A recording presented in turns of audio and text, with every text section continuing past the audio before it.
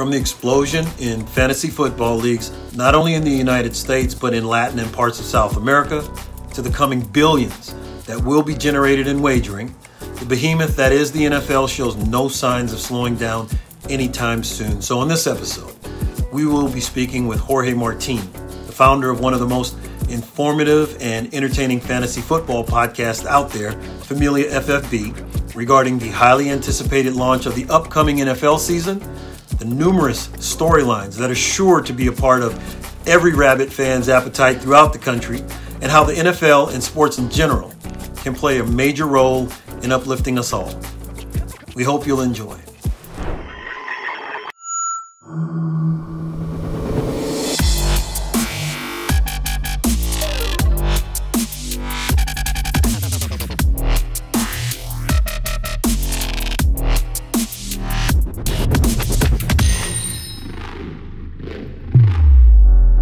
Welcome to The Bunker. We have brought in our buddy Jorge Martín, longtime friend, super duper computer in the brain for any and everything NFL, MLB, and definitely some NBA as well. So we're going to start off today by talking about the NFL season that's coming up on us. I'm could not be more fired up about what's happening.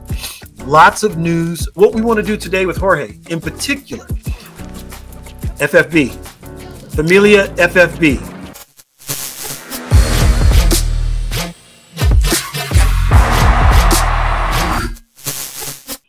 Familia, let me have Jorge first before we begin anything. Give out how you guys can contact Jorge, and tell us a little bit about. Reintroduce us to Familia FFB.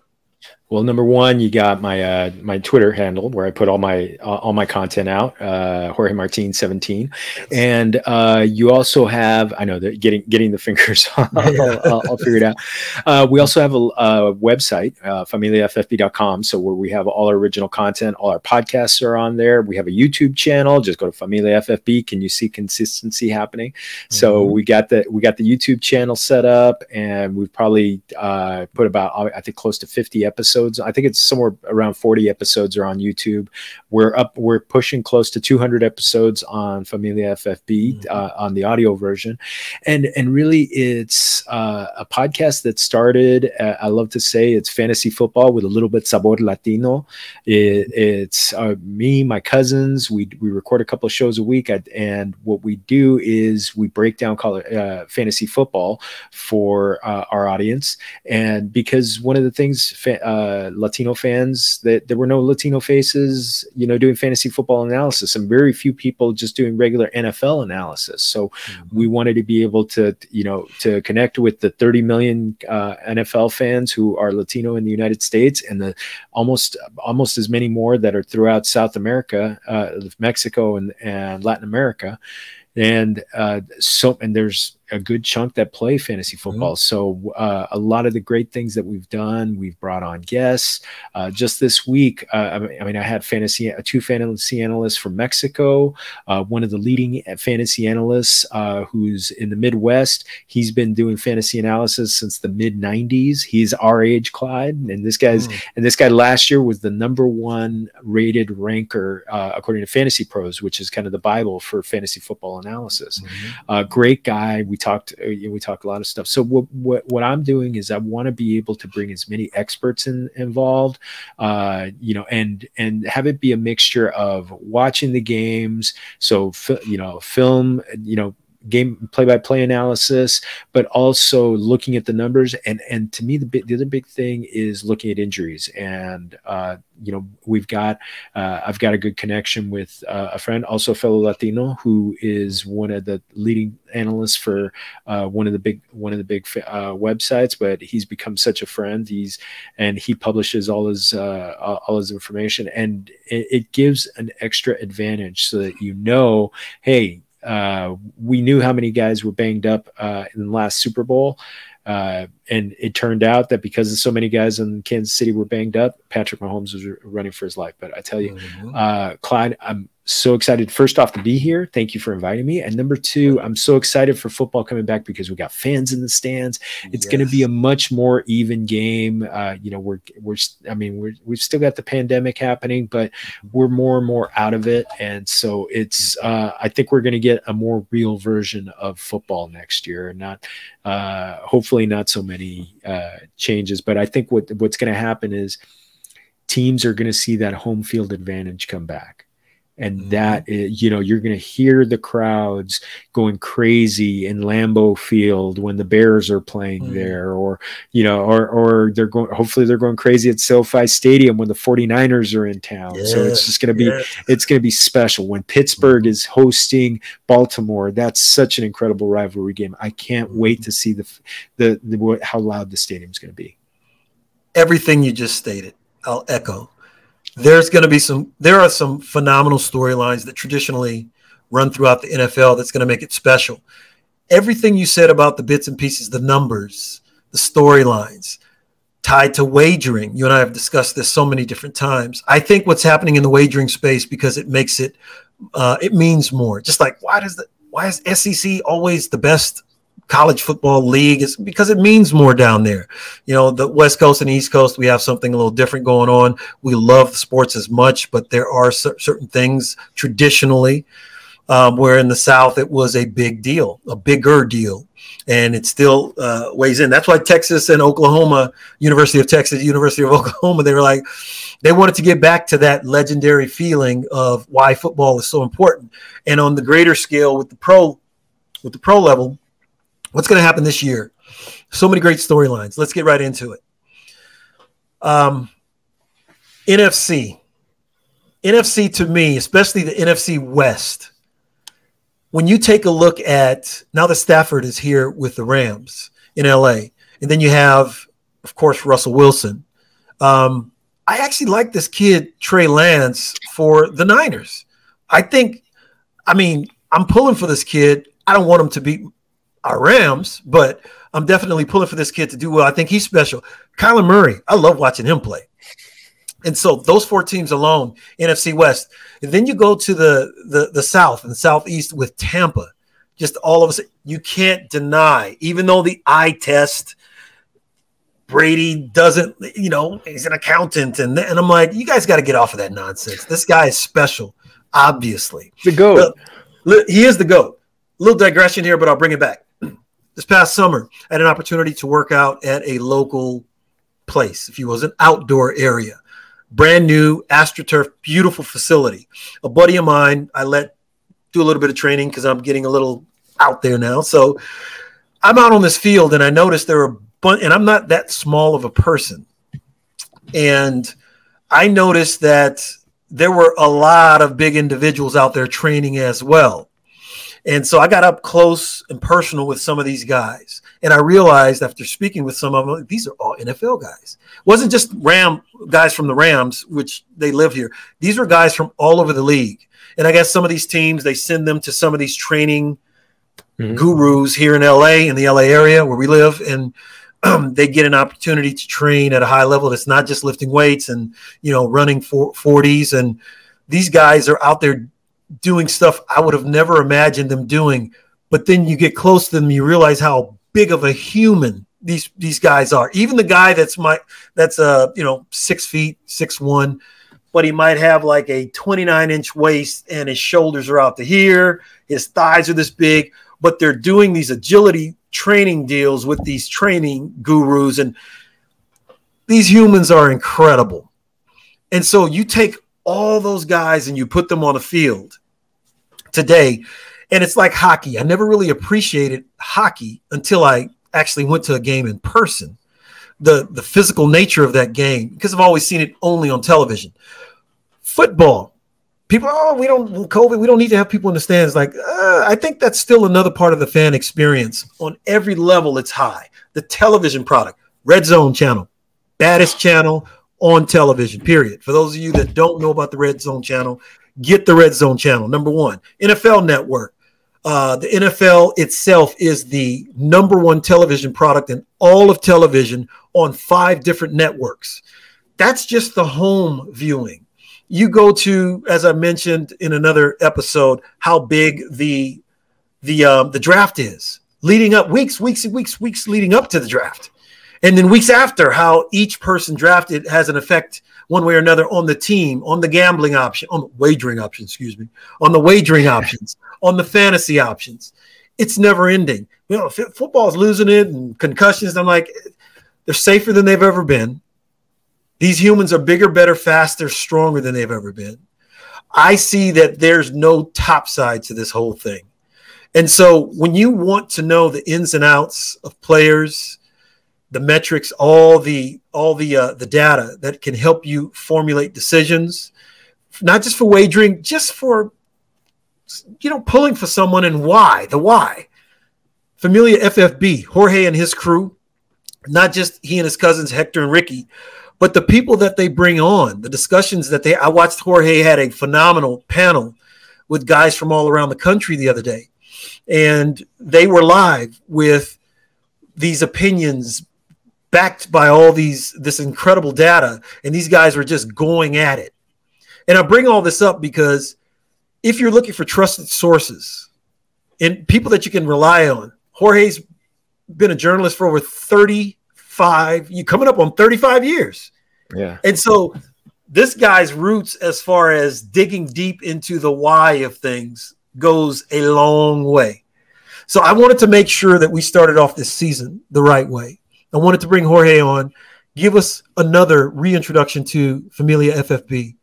And I wanted to throw some things at him, say like, Giants look pretty good, but are they going to do anything in their division? The Bills look great.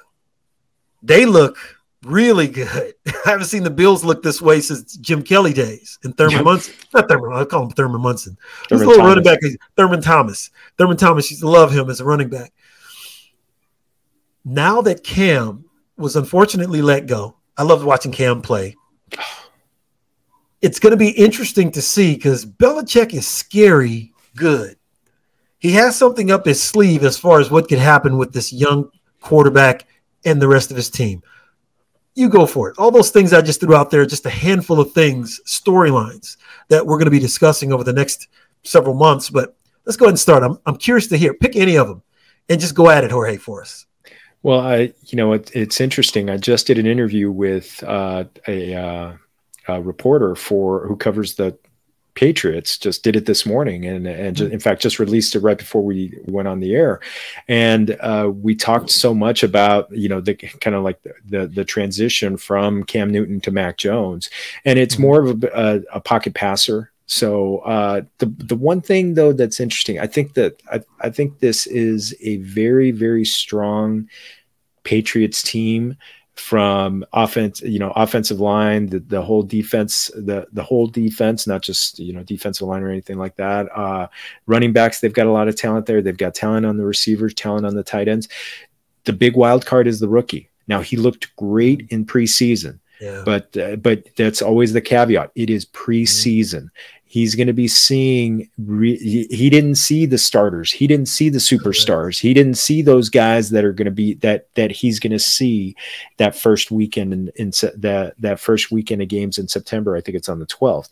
So I think there's going to be some inconsistency there. I think he's going to have some big games, but I think he's going to have some games where people are kind of scratching their heads and be like, why did they make the change? But you know what? The thing is, he's going to weather the storm. He's got a great coach, with him. He's also going to have a great running game, so that's going to be a good game. To me, the best team in that division, the NFC East, is the Bills. They are loaded. Josh Allen is an MVP candidate. He is a stud. There's no throw on the field that he cannot make. He's probably got as strong, if not the strongest arm in the NFL. Probably could throw it 80 yards on a line and hit somebody and hit somebody in the hands.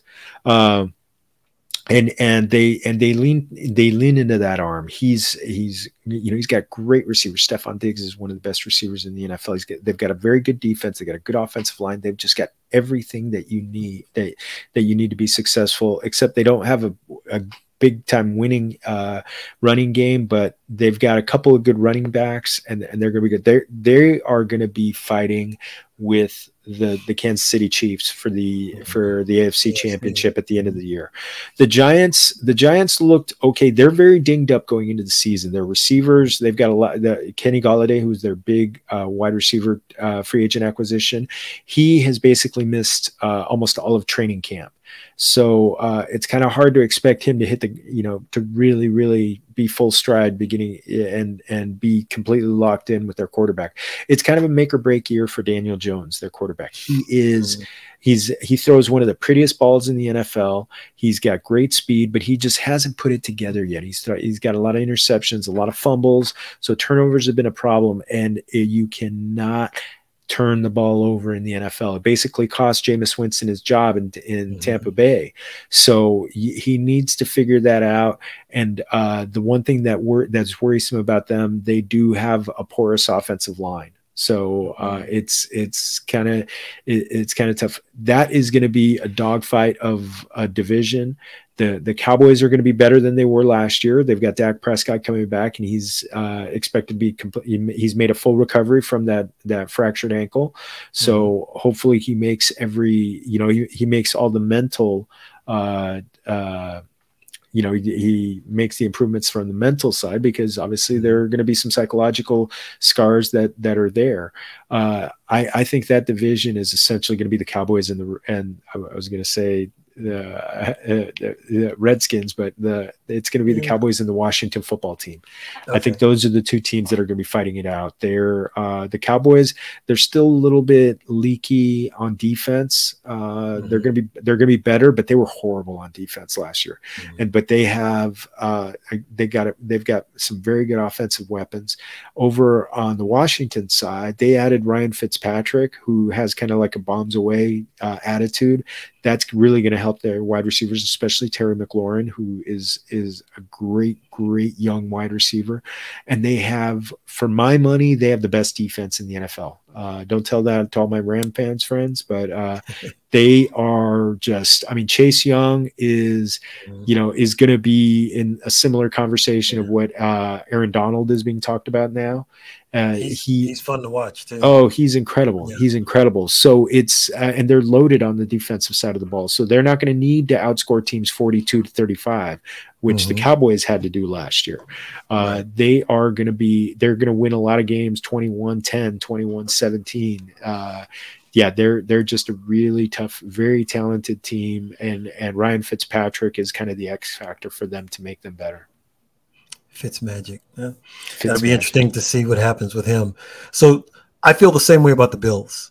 I threw that out there. I knew that was going to be a little bit of a grenade in a closed room type of situation, but I knew the Bills were going to be – I watched them. They have a swagger to them. And, the thing I will say about being in the same division as the Patriots, and swagger rarely, if ever, works with Belichick and his teams. But they have so much talent on that Bills team, they may be able to overcome this year. So that's good. I appreciate all that. Let's go down south. Tampa. What do you think as far as their chances to come back? When you talk about a stacked team in all places, give us your ideas on Tampa moving forward. They're the first team since the late 70s Steelers to bring back every starter from the previous Super Bowl champion. So, and they've got a loaded defense, and it's a young defense. So if you're going to be great, you need to be young on the defensive side of the ball. Tom Brady's, he just turned 44 years old. That's 10, I mean, that is ancient in the NFL. Peter King just had a stat that he's 15,900 and something days older than the second oldest guy in the NFL, which is Andrew Whitworth, the left tackle for the Rams, who turns 40 in December. He's got, it's his second year in the offense. I think if you really look at the way he broke you break down the season last year from about week 12 or 13 on, Tom Brady really got locked into that offense, and he was just extraordinary. He was almost unstoppable. So you look at him, he another year of mastery in the offense. He's got one of the most talented groups of wide receivers in the NFL. You mentioned Mike Evans, you got Chris Godwin, Antonio Brown, future Hall of Famer. You've got those guys. You got Gronk catching passes. You've got a plethora of running backs who are really good at they're going to be so good that they're going to cannibalize each other. There's not going to be one guy. Their offensive line is low. Their offensive line is I think Pro Football Focus ranked them number 2 going into the season. They are absolutely loaded for the stretch run. I think they're going to cruise to their division win. They may even cruise to one of the better records in the NFC. And honestly, to me, I think it's going to be a repeat between the Buccaneers and the Chiefs. I hope, my hope is that the Packers get there, because the fact that I'd love to see just Tom Brady just kind of like stick it to management and be like, all right, all right, now trade me. Yeah, Aaron Rodgers. Aaron Rodgers. Right. Yeah, he's trying to, and I think it's, but yeah, that's a great story, by the way. That's a great storyline. Yeah. I think, but I really think you got to be the man, you got to beat the man, and you got to beat the Tampa Bay Buccaneers this year to be able to go to the not only go to the Super Bowl, but to win the Super Bowl. Maybe even this is going to be exciting. Listen, football. I played basketball. I was more of a basketball and baseball player growing up. I loved football. Always loved watching it. But the product they put on the field over the past 30, 40 years, it's hard to beat. And the reason why I think football will have stronger legs as being America's current time. Baseball was our pastime, up until around the 80s. And football and basketball took off. Basketball is its own animal internationally for various reasons. But football, it's not as big as soccer. I said it doesn't need to be as big as soccer worldwide. Football has the audience that it needs. And make no mistake, in the next 5 years, next decade, it's going to make inroads into certain other international territories. You mentioned in one of our podcasts earlier, one of our episodes, how strong fantasy football is. And we're talking about American football, fantasy football in south of from Mexico down through South America. That's Europe. And Europe. I was going to go there next, because the NFL plays games every year in Europe, which just like the Field of Dreams game in baseball, bringing it to Iowa, first professional sports game in the state of Iowa. I'm looking at it as it's the exact same thing for exporting football to a place where it's really not played, American football to a place. And I'm going to stop saying American football, because when we talk about football here, we're talking about American football. So I'm going to stop saying American football. So when football is exported to London and Mexico City, to me is a no. People are we're going to play in Mexico City. I'm like, well, yeah, that's a no-brainer to me. I mean, Mexico's huge when it comes to NFL fans. Huge. So I'm looking at it. That's not a surprise to me. Going over to London and Europe itself, that was kind of I was like, oh, that's really cool, actually. And so I think they're going to do more and more of those type of events. How football can go to other places, it'll be interesting to see. But until then, watching that AFC, what would that be? The North? No, the AFC East with the Bills leading the charge. The AFC North, which with Pittsburgh in the mix, they've been quiet. No one's talked about them coming into this season. I personally think they're going to be special as well. What do you think? Well, I actually had a great sit down with a Sports Illustrated writer who covers them, and he thinks their defense is going to be as good as it's ever been. Nice. And that is a team that is built on defense. Mike Tomlin prides himself on having just a stonewall defense. Defensive coach. Yeah. The big wild card is going to be Ben Roethlisberger. This is going to be his second full season coming off of major elbow surgery, and he's talked about the fact that his elbow feels better. He's going to be more of a downfield passer. Last year he was just throwing a lot of short passes, and that just a lot of people were saying he's done.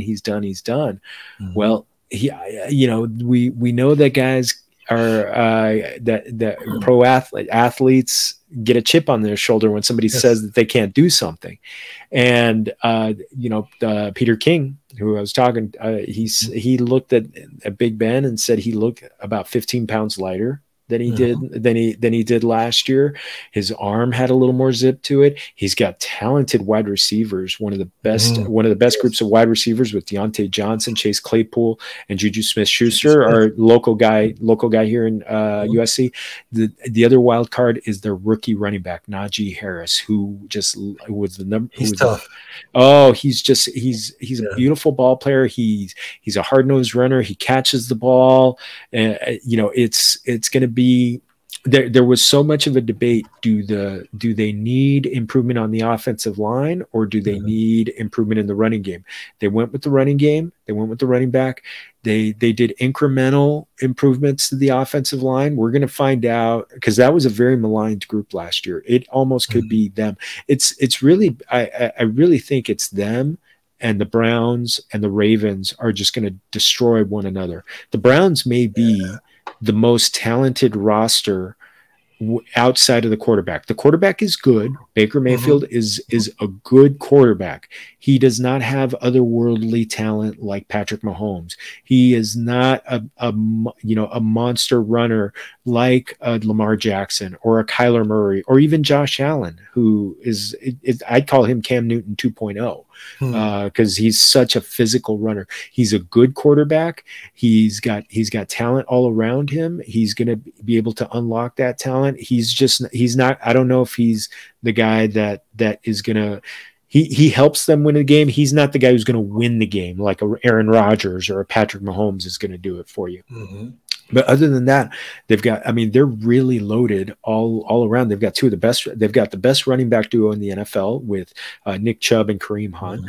Odell Beckham Jr. is another guy coming back from an injury, chip on his shoulder. They've got Jarvis Landry's a great wide receiver. They got a young up and coming guy from Michigan, Donovan Peoples-Jones, who keep an eye on him. But I think it's going to be those guys, and the Steelers, Ravens, and the Browns are just going to be. Get your popcorn ready for those games, because those teams are just going to destroy one another. It's going to be North. AFC It's North. always been the hard hat division in football. It's always been that way, but this year is reminiscent of the old school where dudes really went at each other. Oh yeah, that's going to be arguably that'll be the second most interesting. It'll be 1B for me, because the NFC West to me is going to be high flying, fast, and just to be honest, I want to see the receiver for the Seahawks. He reminds me, yes, Metcalf is T.O. Terrell Owens 2.0. Not saying that he's better than T.O. T.O. I loved watching T.O. play. He was just one of the most incredible athletes I've ever seen. Randy Moss as well.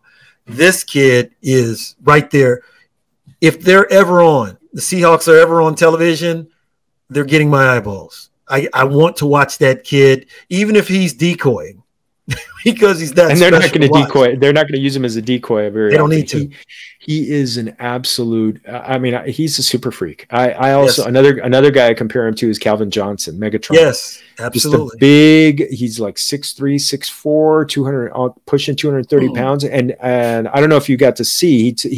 He did the Olympic trials. Yes. Oh, of course I watched that. Yeah, and he kept up with those guys. He kept. He finished. He did not win, but he was still in the frame. He was still in the picture.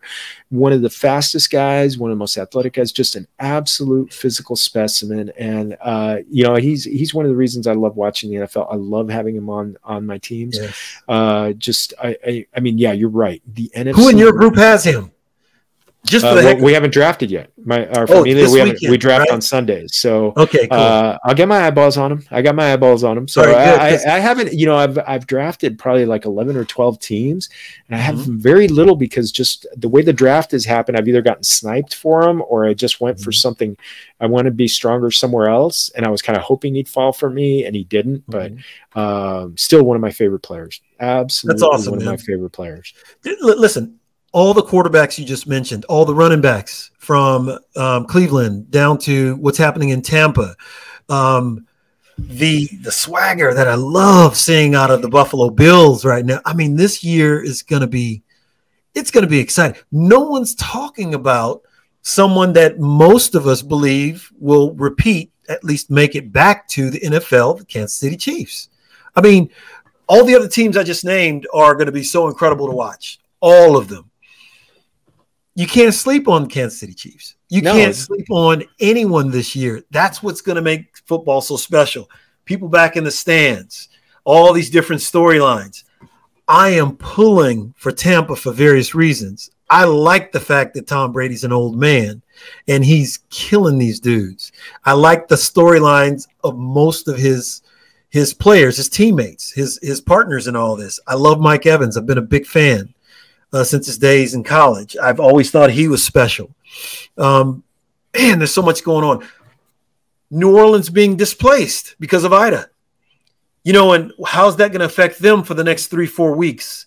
And I know I might be a little shallow in even just saying that because honestly, it's really not that important overall, but just sticking just to the football.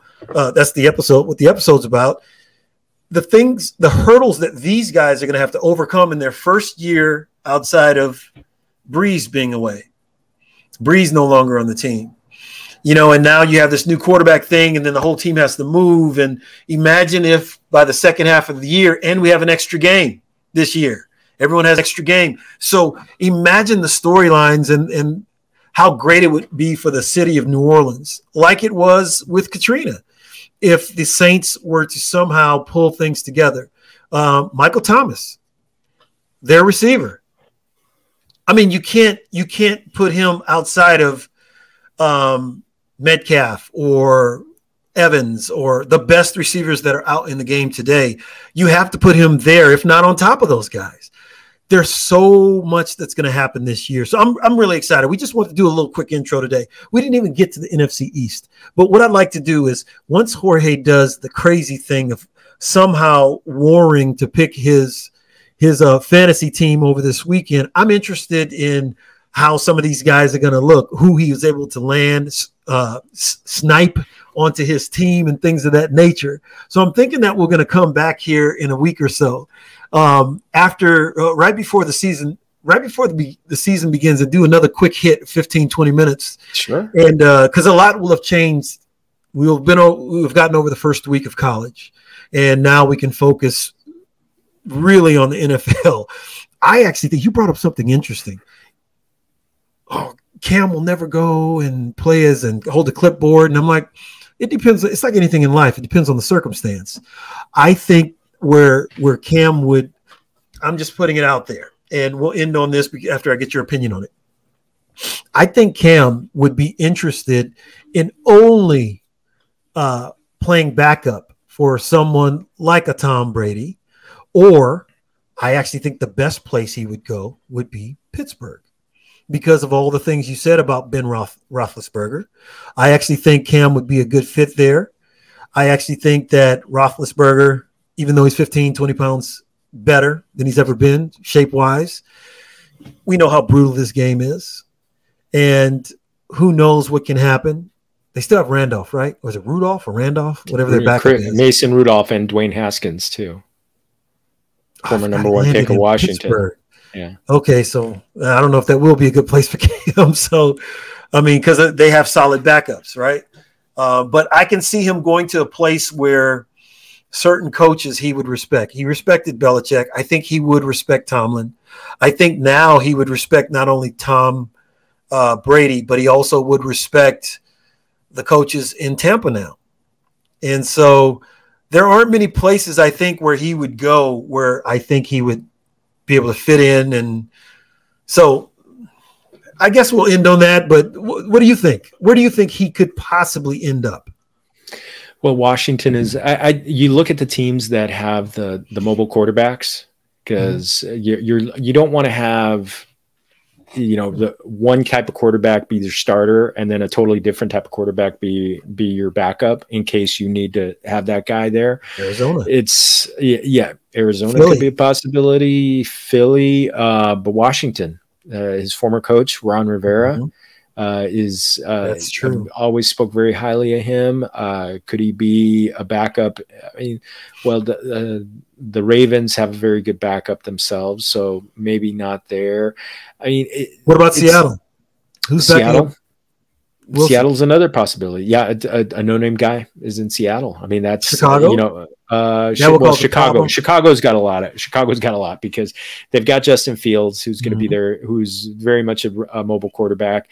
They're going to be working him into the lineup because right now Andy Dalton is the starter, and they've also got Nick Foles. So probably not there. A few other things were talked about. I'm kind of drawing a blank right now a little bit on. I mean, the guys that we mentioned already are so. Oh, I think one was Dallas, Dak Prescott. I heard that as well. So that was another possibility. I didn't look at it from your perspective. I like that, the ones that already have the ingrained running built into it. Right. I actually think, I don't know who Philly has backing up their guy, but I actually they have Gardner Minshew, who was formerly of Jacksonville. He's actually a good backup. Yeah. So it'll be interesting. So I guess we'll just, it's like a Where's Waldo thing, I guess. And I'm not diminishing Cam Newton in any way by saying that, but it's a tough business.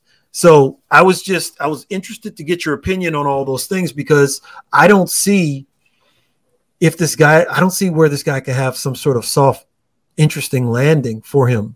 I kind of sideswiped me. I didn't know that they were going to cut him. I thought I could see them starting Jones before cutting Newton, starting Jones, keeping Newton, right? But I never thought that they were going to cut him. And so it is what it is. It's a tough business. Those guys, one day it'll come out in the book. Someone's going to write, someone's going to spill everything. But until then, we're going to end on that note, because we're running a little over 30 minutes at this point. I want to make sure that everyone understands this year we're going to hit it hard. We're very excited. Jorge and I, we talk a lot. We speak a lot on what's happening in the world of sports and how it's good for all of us. It's fun. We all have our own lives, being dads, husbands, sons, cousins, and those are definitely the most important things. But if you have an opportunity to enjoy the richness of American sports, man, why not? And it's only going to get bigger. The dip that we've had the past year, COVID's not going away. We're going to learn how to manage it, just very similar to the way we've had to manage so many other things that have hit us over the decades, over the century. And we'll figure out a way. The world will figure out a way to figure it out. So we'll have a couple of bumps along the way, but celebration of life with sports in all its different venues, I'm all for that. I love it. I love it. I love it. That's why I love the energy with Jorge, Hector, and Ricky and what they do with Familia FFB. And it's going to be a fun ride this season, my man. So thank you for taking the time. And we'll talk with you next week for sure. No, mi hermano, always a pleasure to be on with you. Thank you. Gracias for having me on. Thank you. My pleasure. We'll talk soon. Take care.